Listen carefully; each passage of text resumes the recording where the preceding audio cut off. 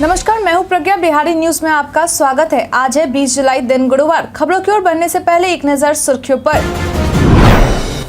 Bihar police constable भर्ती के लिए आज आवेदन का आखिरी दिन। बिहार में लहरिया कट मारना पड़ सकता है महंगा। बिहार औद्योगिक निवेश प्रोत्साहन के तहत मिलते हैं इतने अनुदान।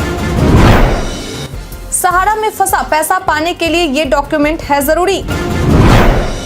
बिहार में 12 ट्रैफिक शहरों में बंद होगा मैनुअल चालान। अब चले बढ़ते हैं बिहार के अब तक की 25 बड़ी खबरों की ओर विस्तार से। बिहार पुलिस कांस्टेबल भर्ती के लिए आज आवेदन का आखिरी दिन। वैसे अभ्यर्थी जो बिहार पुलिस कांस्टेबल भर्ती परीक्षा में भाग लेने के लिए आवेदन करने के इच्छुक हैं पर अब तक आवेदन नहीं कर पाए हैं तो बता दें कि आज यानी कि 20 जुलाई आवेदन करने का अंतिम दिन है। ऐसे में अगर समय सीमा के अंदर आवेदन नहीं किया जाता है तो आप इस परीक्षा में बैठने से वंचित रह जाएंगे। मालूम हो कि इसके लिए आवेदन करने की प्रक्रिया 20 जून 2023 से शुरू हो गई थी। वहीं इस परीक्षा से कुल 21,391 पदों पर योग्य अभ्यर्थियों की नियुक्ति की जाएगी। बता दें कि इच्छुक अभ्यर्थी आवेदन करने के लिए केंद्रीय चयन पर्षद बिहार की वेबसाइट www.csbc.bih.nic.in पर जाकर ऑनलाइन तरीके से आवेदन कर सकते हैं। मालूम हो कि इसके लिए अगर शैक्षणिक योग्यता की बात करें तो अभ्यर्थी को 12वीं पास होना अनिवार्य है।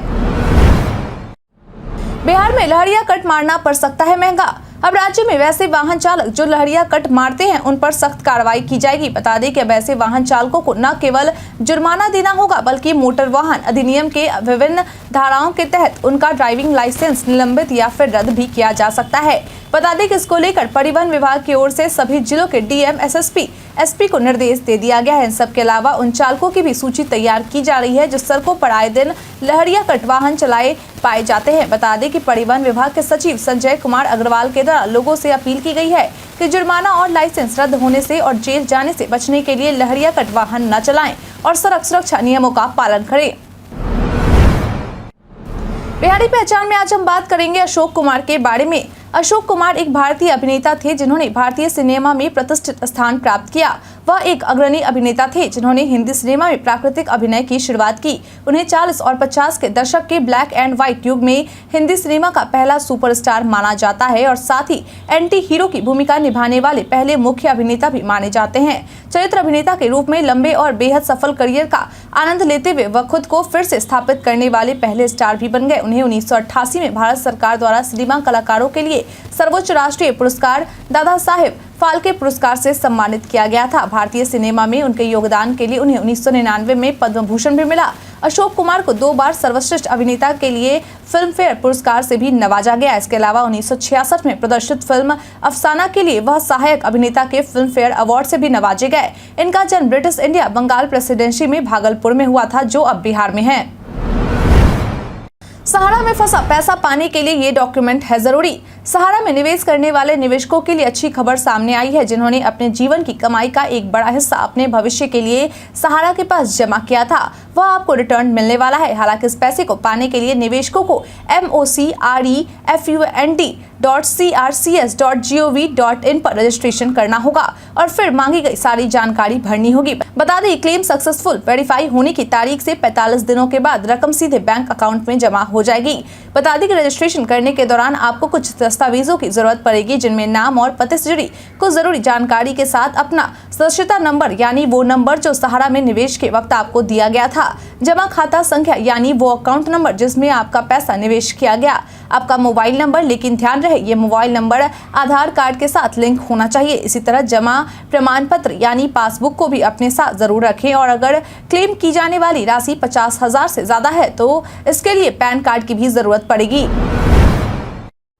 सिमुलतला विद्यालय में 11वीं में दाखिले की आवेदन तिथि बढ़ी। अगर आप भी उन छात्रों में हैं जिन्होंने टॉपर्स की फैक्ट्री कहे जाने वाले सिमुलतला आवासीय विद्यालय में 11वीं कक्षा में नामांकन लेने के लिए आवेदन नहीं किया था तो यह खबर आपके लिए है। बता दें कि बिहार बोर्ड की ओर से इन छात्रों को आवेदन करने के लिए एक और मौका दिया गया है। दरअसल बिहार बोर्ड की ओर से सिमुलतला आवासीय विद्यालय में 11वीं कक्षा में नामांकन लेने के लिए आवेदन करने की अंतिम तारीख को बढ़ा दिया गया है जिसके अनुसार अब छात्र 24 जुलाई 2023 तक बिहार बोर्ड की वेबसाइट biharboardonline.bihar.gov.in पर जाकर आवेदन कर सकते हैं। वहीं परीक्षा शुल्क जमा करने की अंतिम तिथि भी 24 जुलाई 2023 तक विस्तारित की गई है। इस बारे में बिहार विद्यालय परीक्षा समिति के द्वारा अपने आधिकारिक ट्विटर हैंडल पर पोस्ट शेयर कर यह जानकारी दी गई है कि सिमुलतल्ला आवासीय विद्यालय जमुई के लिए 11वीं कक्षा में नामांकन हेतु प्रवेश परीक्षा 2023 के लिए ऑनलाइन परीक्षा फॉर्म भरने के लिए परीक्षा शुल्क करने हेतु दिनांक 24 जुलाई 2023 तक तिथि विस्तारित की गई है।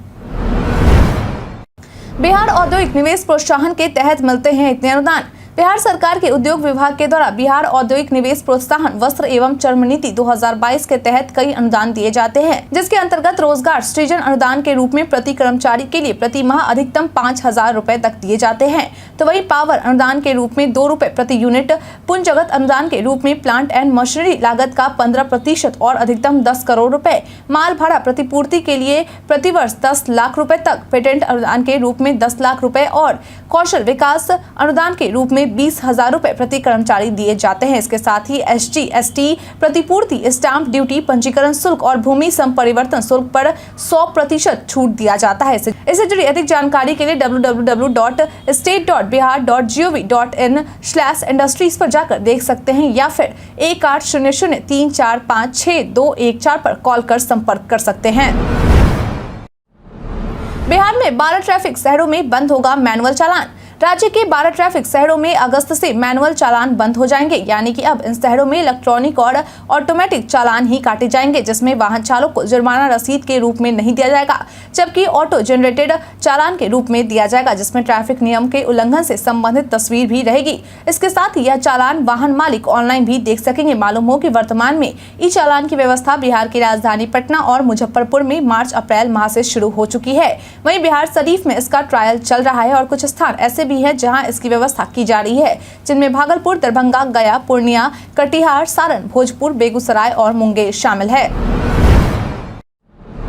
BSSC CGL PT रद्द करने की मांग करने वाली याचिका पर हुई सुनवाई। बीते दिन बुधवार को पटना हाई कोर्ट में BSSC CGL तीसरी की दूसरी और तीसरी पाली की प्रीलिम्स परीक्षा को रद्द करने की मांग को लेकर सुनवाई की गई।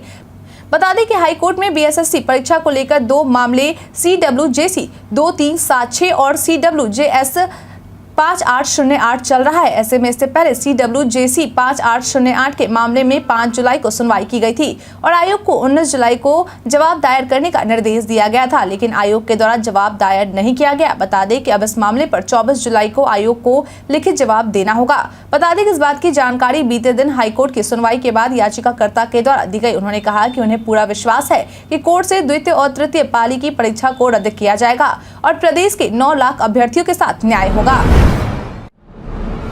40% या उससे अधिक दिव्यांगता वाले दिव्यांग को मिलता है इस योजना का लाभ। बिहार सरकार के समाज कल्याण विभाग के द्वारा एक योजना की शुरुआत की गई है, जिसका नाम बिहार निःशक्तता पेंशन योजना है, जिससे उन लोगों को लाभ मिलता है जो 40% या उससे अधिक दिव्यांगता वाले दिव्यांग हो। बता दें कि इस योजना के तहत किसी भी आय एवं आयु वर्ग के 40% या उससे अधिक दिव्यांगता वाले दिव्यांग व्यक्ति को पेंशन उपलब्ध करवाया जाता है, जिसके अंतर्गत दिव्यांग व्यक्तियों को 400 रुपए प्रति माह दिए जाते हैं। ऐसे में इस योजना का लाभ लेने के लिए इच्छुक दिव्यांग व्यक्ति विहित प्रपत्र में 2 प्रतियों में आवेदन प्रखंड कार्यालय के RTPS काउंटर पर जमा करें। बता दें कि इस योजना से जुड़ी विशेष जानकारी के लिए आप अपने प्रखंड विकास पदाधिकारी से संपर्क कर सकते हैं या फिर जारी किए गए हेल्पलाइन नंबर 1800-345-6262 पर संपर्क कर सकते हैं। राज्य के 43 कॉलेजों की संबद्धता खतरे में। राज्य के 43 कॉलेज ऐसे हैं जहां बिहार सरकार के शिक्षा विभाग के पदाधिकारियों के द्वारा किए गए निरीक्षण के दौरान बड़ी संख्या में शिक्षकों और शिक्षकेतर कर्मियों के गायब मिलने के कारण उन पर कार्रवाई की जा रही है, जिससे कि इनकी संबद्धता खतरे में है। बता दें कि इन कॉलेजों को संबद्धता खत्म करने के लिए नोटिस भेज दिया गया है। मालूम हो कि ये 83 कॉलेज राज्य के 6 विश्वविद्यालय में आते हैं, जिनमें वीर कुंवर सिंह, तिलका मांझी, भागलपुर विवि, BN मंडल मधेपुरा, ललित नारायण मिथिला विवि, मुंगेर विवि और पूर्णिया विवि के नाम शामिल है। अब नोटिस का जवाब मिलने के बाद आगे की कार्रवाई की जाएगी। मालूम हो कि इन कॉलेजों के द्वारा प्रतिदिन की शिक्षकों और कर्मचारियों की हाजिरी रिपोर्ट भी नहीं भेजी जा रही थी, जबकि इस संबंध में विभाग के द्वारा साफ तौर पर सभी को निर्देश दिया गया था। बिहार के पर्यटन में आज हम बात करेंगे इस्कॉन मंदिर के बारे में। इस्कॉन मंदिर पटना, जिसे श्री राधा बांके बिहारी जी मंदिर के रूप में जाना जाता है, पटना के बुद्ध मार्ग में स्थित भगवान कृष्ण को समर्पित एक श्रद्धेय मंदिर है। यह 108 फुट लंबा बहुमंजिला मंदिर 84 स्तंभों द्वारा समर्थित है और 2 एकड़ के क्षेत्र में फैला हुआ है। स्थापना की आधारशिला वर्ष 1984 में रखी गई थी। मंदिर की दीवारें नक्काशी और अलंकरण की उत्कृष्ट शैली से सुशोभित है, जो श्री कृष्ण के जीवन के विभिन्न पहलुओं को प्रदर्शित करती है। मंदिर में सुबह की आरती 4:30 बजे की जाती है तथा दिन भर में कुल 7 बार आरती होती है। इसके बाद नियमित रूप से भक्तों के लिए कई भक्ति व्याख्यान और संबोधन किए जाते हैं। इस मंदिर परिसर में एक ध्यान और आध्यात्मिक केंद्र, एक सभागार, एक गेस्ट हाउस और कई अन्य बहुउद्देशीय हॉल परिसर का हिस्सा है। अब कक्षा 1 से 12वीं तक के किताबों का पाए ई कंटेंट। बिहार सरकार के शिक्षा विभाग के द्वारा राज्य के शिक्षकों, छात्रों एवं अभिभावकों को एक तोहफा दिया गया है। दरअसल अब कक्षा 1 से 12वीं तक के सभी किताबों का आप ई कंटेंट पा सकते हैं। इस बात की जानकारी शिक्षा विभाग के द्वारा अपने ऑफिशियल ट्विटर हैंडल पर एक पोस्ट शेयर कर दी गई है, जिसमें बताया गया है कि सभी शिक्षकों, छात्रों एवं अभिभावकों को सूचित किया जाता है कि बिहार राज्य पाठ्य पुस्तक प्रकाशन निगम लिमिटेड पटना द्वारा प्रकाशित वर्ग 1 से लेकर वर्ग 12वीं तक के सभी विषयों की पुस्तकों का ई कंटेंट BEPCLOTS.bihar.gov.in एवं SCERT.bihar.gov.in पर उपलब्ध है। ऐसे में इस लिंक पर जाकर उक्त विषय की सामग्री का अवलोकन, अध्ययन किया जा सकता है। इसके साथ ही यह भी बताया गया है कि यह सूचना state.bihar.gov.in/PRD बिहार पर भी देखी जा सकती है। बिहार में बारिश को लेकर कोई चेतावनी नहीं। पिछले कुछ दिनों से राज्य के कई जिलों में हो रही बारिश से लोगों को गर्मी से काफी राहत मिली थी, लेकिन अब एक बार फिर से लोगों को गर्मी सताने लगी है। बता दें कि बिहार में मौसम का मिजाज लगातार बदल रहा है। बदलते हालात के बीच में प्रदेश में अब बारिश से मौसम विभाग ने इनकार किया है। पिछले कुछ दिनों से प्रदेश के कई जिलों में बारिश के आसार थे, लेकिन अब प्रदेश में बारिश की तमाम संभावनाओं से इनकार कर दिया गया है। मौसम विभाग की माने तो अगले 4 दिनों तक प्रदेश में बारिश की संभावनाओं से इनकार किया गया है। बता दें कि बिहार के द्वारा जारी किए गए पूर्वानुमान के अनुसार राज्य में 23 जुलाई तक बारिश की संभावना नहीं जताई गई है और न ही बारिश को लेकर कोई अलर्ट जारी किया गया है। बिहार के वोटर लिस्ट में पाई गई बड़ी गड़बड़ी। 2024 में होने वाले लोकसभा चुनाव को लेकर पहले से आयोग के द्वारा बिहार में वोटर लिस्ट की गड़बड़ी को दुरुस्त करने का काम किया जा रहा है, जिसके लिए आयोग घर घर सर्वे करवा रही है और वोटर लिस्ट के हिसाब से लोगों का मिलान कर रही है। आपकी जानकारी के लिए बता दें कि आयोग की मतदाता सूची में 35,000 वोटर का नाम ऐसा है जिनकी उम्र 100 साल से अधिक है, लेकिन सर्वे के दौरान यह जानकारी निकलकर सामने आई है कि इन 35,000 लोगों में से 14,000 लोग ऐसे हैं जिनकी मृत्यु हो चुकी है, लेकिन फिर भी उनका नाम वोटर लिस्ट में शामिल है। वहीं 4,000 लोग ऐसे मिले हैं जिनकी उम्र के दावे में सच्चाई नहीं थी। ऐसे में अब आयोग की ओर से सर्वे के बाद 100 साल से ज्यादा उम्र के लोगों की संख्या 17,000 निर्धारित की गई है। फर्जी लोन ऐप्स को लेकर आरबीआई ने जारी किया नया नियम। फर्जी लोन ऐप्स को लेकर आरबीआई के द्वारा एक नया सिस्टम तैयार किया जा रहा है, जिससे कि अब फर्जी लोन ऐप्स लोगों के साथ कुछ गलत नहीं कर पाएंगे। बता दें कि आरबीआई के द्वारा तैयार किए जा रहे सिस्टम के तहत अब जो ऐप बैंकिंग रेगुलेटरी सिस्टम से नहीं जुड़े होंगे उन्हें इनएक्टिव कर दिया जाएगा, यानी कि अब कोई ऐप इस सिस्टम के अंदर रहकर ही लोन दे पाएगा। मीडिया रिपोर्ट्स के मुताबिक आरबीआई ने अभी हाल में ही नॉन बैंकिंग फाइनेंस कंपनियों को अपने ऐप के लिस्ट शेयर करने को कहा था। माना जा रहा है कि आरबीआई नए सिस्टम को तेजी से इम्प्लीमेंट करने पर काम करना शुरू कर देगी। आपकी जानकारी के लिए बता दें कि कुछ समय पहले आरबीआई की ओर से कुछ फर्जी लोन बांटने वालों पर भी कार्रवाई की गई थी। बिहार की रीत ने जीता मिस इको टीन 2023, बनी पहली बिहारी। राजस्थान के जयपुर में स्टार प्रोडक्शन की तरफ से आयोजित मिस इको टीन प्रतियोगिता 2023 में बिहार के सारण के मसरख थाना क्षेत्र के बढ़ैया टोला गांव निवासी डॉक्टर राकेश कुमार सिंह की बेटी रीत ने जीत हासिल की है और इस जीत के बाद रीत बिहार की पहली ऐसी लड़की बन गई है जिसने इस प्रतियोगिता में जीत हासिल किया हो। बता दें कि इस प्रतियोगिता में देश के अलग अलग राज्यों से कुल 50 प्रतिभागियों ने हिस्सा लिया था, जिनकी उम्र 14 से 19 वर्ष तक थी। वहीं रीत मयूर सिंह अब 2024 में मिस्र में भारत का प्रतिनिधित्व करेगी, जिसमें पूरे विश्व से राष्ट्रीय स्तर के विजेता लोग प्रतिभागी बनेंगे। रीत की इस उपलब्धि पर पूरे परिवार और गाँव में खुशी का माहौल है।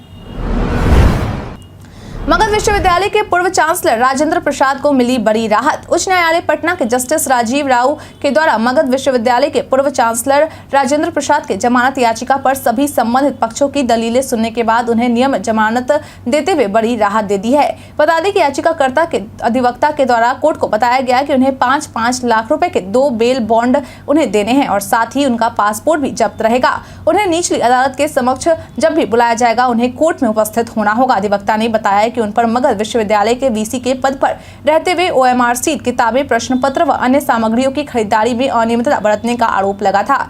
ये धनराशि 20 करोड़ रुपए की बताई गई। उन्होंने बताया कि वे फरवरी 2023 से जेल में बंद हैं। पटना म्यूजियम जल्द दिखेगा नए रूप में। पटना में कई तरह के विकास कार्य किए जा रहे हैं। इसी के तहत राजधानी में स्थित पटना संग्रहालय का भी विकास कार्य किया जा रहा। बता दें कि बहुत जल्दी लोगों को पटना संग्रहालय का नया रूप दिखने वाला है। दरअसल पटना म्यूजियम में अब बिहार के गौरवशाली इतिहास से रूबरू कराया जाएगा, लेकिन इसमें दिलचस्प बात यह है कि यह काम अब आधुनिक और नई तकनीक के उपयोग से किया जाएगा। इसके साथ ही राज्य का इतिहास नए इंटरैक्टिव स्क्रीन के माध्यम से समझाया जाएगा। मालूम हो कि पटना संग्रहालय का विकास कार्य 158 करोड़ रुपए की लागत से किया जा रहा है और यह काम लगभग पूरा हो चुका है। बता दें कि म्यूजियम में 6 गैलरी भी बनाई गई है, जिसके जरिए गंगा की कहानी से लेकर पाटलिपुत्र के सामाजिक बातों को भी जानने का मौका मिलेगा। राहुल संकृत्यान द्वारा तिब्बत से लाई गई पांडुलिपियां भी प्रदर्शित की जाएंगी। लाख कोशिशों के बाद भी नहीं रुका स्टंट बाजों का कारनामा। कुछ दिनों पहले ही हंटर क्वीन के नाम से हो रहे वायरल वीडियो वाली लड़की को बाइक से स्टंट करने के चक्कर में पुलिस के द्वारा 30,000 रुपए का जुर्माना लगाया गया था और बाइक का 1 साल का रजिस्ट्रेशन भी खत्म किया गया था। वहीं अब एक और ऐसा ही वीडियो वायरल हो रहा जो सानिया राइडर के नाम से है। इस वीडियो में बिना हेलमेट के 2 लड़की आगे का चक्का उठाकर अपनी सहेली को पीछे बैठाकर गाड़ी चला रही हैं। वहीं इस वीडियो में यह भी दिख रहा है कि उन्हें देखने के लिए काफी संख्या में लोग खड़े हैं। बता दें कि इस मामले को लेकर ट्रैफिक ADG सुधांशु कुमार के द्वारा कहा गया कि इस पर कठोर से कठोर कार्रवाई की जाएगी और साथ ही गाड़ियों को भी जब्त किया जाएगा और रजिस्ट्रेशन भी रद्द किया जाएगा। मलमास मेले में उद्घाटन के दौरान CM नीतीश ने अपनी नाराजगी पर दिया बयान। बीते दिन मुख्यमंत्री नीतीश कुमार दोपहर 1 बजे राजगीर पहुंचे, जहां उन्होंने दोपहर 1:30 बजे ब्रह्मकुंड परिसर में पूजा अर्चना की और फिर सरस्वती कुंड परिसर का उद्घाटन किया। इस दौरान उन्होंने सभी को संबोधित करते हुए कहा कि हमारी इच्छा राजगीर आने की हो रही थी, इसलिए हम विपक्षी पार्टी के मीटिंग में से जल्दी निकल आए। इसके साथ ही उन्होंने यह भी कहा कि नाराजगी की खबर मीडिया की उपज है। मीडिया पर उधर के लोगों ने अपना कब्जा जमा लिया है। हमारा थोड़ा बहुत छापेंगे और उधर अंड बंड आएगा वही छाप, लेकिन चुनाव के बाद मीडिया वाले स्वतंत्रता से काम करेंगे। इस दौरान मुख्यमंत्री ने यह घोषणा की है कि ब्रह्मकुंड से श्रीकुंड तक फ्लाईओवर का निर्माण कराया जाएगा। उन्होंने कहा कि राजगीर में हमने बहुत काम किया है, हम सभी धर्म का सम्मान करते हैं। विधानसभा मार्च में हुए लाठीचार्ज की रिपोर्ट सौंपी गई JP नड्डा को। बीते 13 जून को बीजेपी के द्वारा किए गए विधानसभा मार्च में पटना पुलिस के द्वारा किए गए लाठीचार्ज और एक नेता की मौत को लेकर बीजेपी के द्वारा 4 सदस्यीय टीम का गठन किया गया था, जो इस मामले की जांच कर रहे थे। वहीं अब यह जांच पूरी हो चुकी है और तैयार की गई रिपोर्ट टीम के द्वारा JP नड्डा को सौंप दी गई है, जिसमें बताया गया है कि विधानसभा मार्च के दौरान भाजपा नेताओं, कार्यकर्ताओं और समर्थकों पर पुलिस मैनुअल पर बिना ध्यान देते हुए कमर के ऊपर लाठीचार्ज किया गया। सांसद जनार्दन सिंह सिग्रीवाल समेत ज्यादा चोटिल लोगों के नाम से साथ उनकी हालत की जानकारी देते हुए उनकी आंखों देखी बातों के आधार पर कहा गया कि पुलिस के द्वारा यह मंशा पहले ही बना ली गई थी। इन सब के अलावा इस रिपोर्ट में 771 घायलों की सूची भी जोड़ी गई है और कहा गया है कि लाठीचार्ज के दौरान हुई भगदड़ में भी कई लोग घायल हुए हैं। ऐसे ही भगदड़ में जहानाबाद के जिला महामंत्री विजय सिंह की मौत हुई है। रिपोर्ट में उनके गीले होने, कपड़े फटे होने और गिरने के बाद मौत होने की बात लिखी गई है। बांग्लादेश के खिलाफ भारतीय महिला क्रिकेट टीम की जीत। ढाका में खेले गए बांग्लादेश के खिलाफ वनडे सीरीज के दूसरे मैच में भारतीय महिला क्रिकेट टीम के द्वारा 108 रनों से जीत हासिल की गई। बता दें कि पहले बल्लेबाजी करते हुए टीम इंडिया के द्वारा 50 ओवर में 228 रन बनाए गए, जिसके बाद बांग्लादेश की टीम के द्वारा इस रन का पीछा करते हुए महज 120 रन ही बनाया गया, जिसके बाद भारत को जीत मिल गई। बता दें कि भारत को यह जीत 22 साल की खिलाड़ी जेमिमा रॉड्रिग्स की वजह से मिली है, जिसने अपने बल्ले से 78 गेंदों में 86 रनों का योगदान दिया और उसके बाद उन्होंने गेंद से कहर बरपाते हुए 19 गेंदों पर महज 3 रन देकर 4 विकेट चटकाए। बता दें कि इस मैच में बल्लेबाजी के दौरान भारतीय टीम की कप्तान हरमनप्रीत कौर चोटिल हो गई थी। मालूम हो कि पहले मैच में टीम इंडिया को 40 रनों से हार का सामना करना पड़ा था। भारत के इतिहास में आज की तारीख है कई कारणों से दर्ज। अलाउद्दीन खिलजी ने 1296 में स्वयं को दिल्ली का सुल्तान घोषित किया। माधवराव 1761 में प्रथम पेशवा बने। बंगाल के पहले विभाजन को 1905 में भारतीय सचिव ने मंजूरी दी। तिस्ता नदी के जल बंटवारे पर 1997 में भारत बांग्लादेश में समझौता हुआ। UR राव भारत यूनिस्पेस 3 अंतरिक्ष सम्मेलन के अध्यक्ष निर्वाचित। स्पेन में प्रथम बौद्ध स्तूप का उद्घाटन 1999 में हुआ। रामनाथ कोविंद 2017 में भारत के 14वें राष्ट्रपति निर्वाचित हुए। हिंदी फिल्मों के प्रसिद्ध अभिनेता राजेंद्र कुमार का जन्म 1929 में हुआ था। अरुणाचल प्रदेश के भूतपूर्व मुख्यमंत्री कलिखो पुल का जन्म 1969 में हुआ हुआ था। भारतीय सिनेमा के प्रसिद्ध तथा प्रतिभाशाली अभिनेता नसीरुद्दीन शाह का जन्म 1950 में हुआ था। सार्वजनिक कार्यकर्ता गणेश वासुदेव जोशी का जन्म 1820 में हुआ। प्रसिद्ध भारतीय शास्त्रीय संगीतकार तथा तबला वादक शांता प्रसाद का जन्म 1921 में हुआ। भारत के प्रसिद्ध क्रांतिकारी बटुकेश्वर दत्त का निधन 1965 में हुआ था। भारत की पहली महिला न्यायाधीश अन्ना चांडी का निधन 1966 में हुआ। असम राज्य के प्रथम असहयोगी और असम में कांग्रेस के संस्थापकों में से एक चंद्रनाथ शर्मा का निधन 1922 में हुआ था। बालखंड में आज हम बात करेंगे इसरो के बारे में। सोशल मीडिया पर कई सूचनाएं वायरल होती है, लेकिन सभी सच हो ये जरूरी नहीं है। इसी कड़ी में आज हम बात करेंगे इसरो के बारे में। दरअसल पीआईबी ने अपने ट्वीट में लिखा है कि कई फेक इंस्टाग्राम अकाउंट भारतीय अंतरिक्ष अनुसंधान संगठन का आधिकारिक अकाउंट होने का दावा कर रहे हैं। पीआईबी ने अपने ट्वीट में आगे लिखा है कि आधिकारिक अकाउंट इसरो इंस्टाग्राम पर isro.dos है। प्रामाणिक जानकारी के लिए इसरो की आधिकारिक वेबसाइट https://isro.gov.in पर जाएं।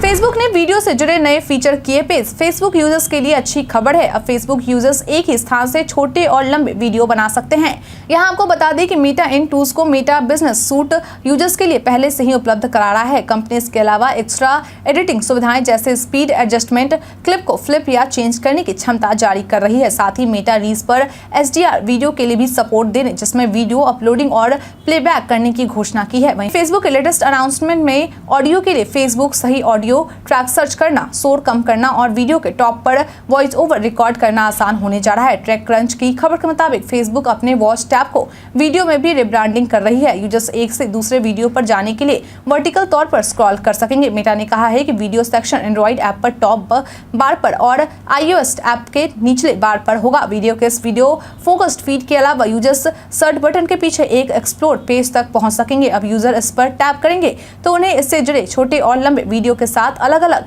हैशटैग और सब्जेक्ट दिखाई देंगे। हम प्रतिदिन आपसे 5 ऐसे जरूरी सवाल और उससे जुड़े जवाब बताएंगे जो कि बीपीएससी, बिहार पुलिस दरोगा समेत एसएससी जैसे अन्य प्रतियोगी परीक्षाओं में काम आएंगे। सवाल इतिहास, बिहार स्पेशल, विज्ञान, करंट अफेयर्स और भूगोल से रहेंगे। पूछे गए 5 सवालों में आपने कितना सही उत्तर दिया, कृपया करके यह हमें कमेंट करके जरूर दें। हमारा पहला सवाल है, औद्योगिक क्षेत्र को बढ़ावा देने के लिए हाल में ही किस राज्य सरकार ने प्रोत्साहन पैकेज की घोषणा की? Option A Chhattisgarh, option B Bihar, option C Madhya Pradesh, option D Paschim Bengal.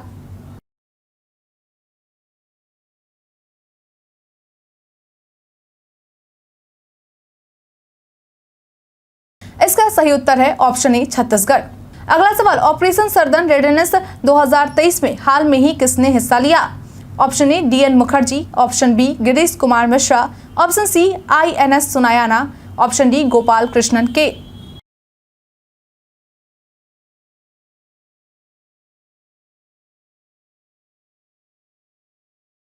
इसका सही उत्तर ऑप्शन सी INS सुनायाना।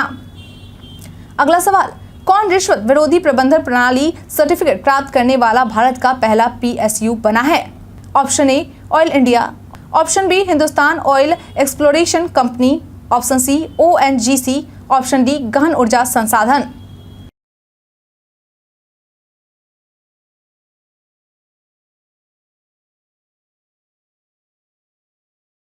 इसका सही उत्तर है ऑप्शन सी ONGC। अगला सवाल, बिहार से प्रकाशित होने वाले पहले हिंदी दैनिक समाचार पत्र का नाम क्या है? Option A Searchlight, option B Aryavarta, option C Sarvahitaishi, option D Sada e Aam.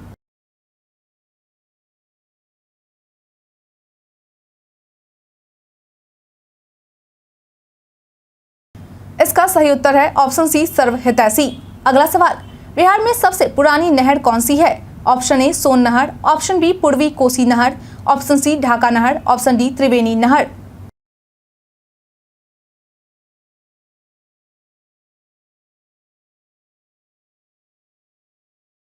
इसका सही उत्तर है ऑप्शन डी त्रिवेणी नहर।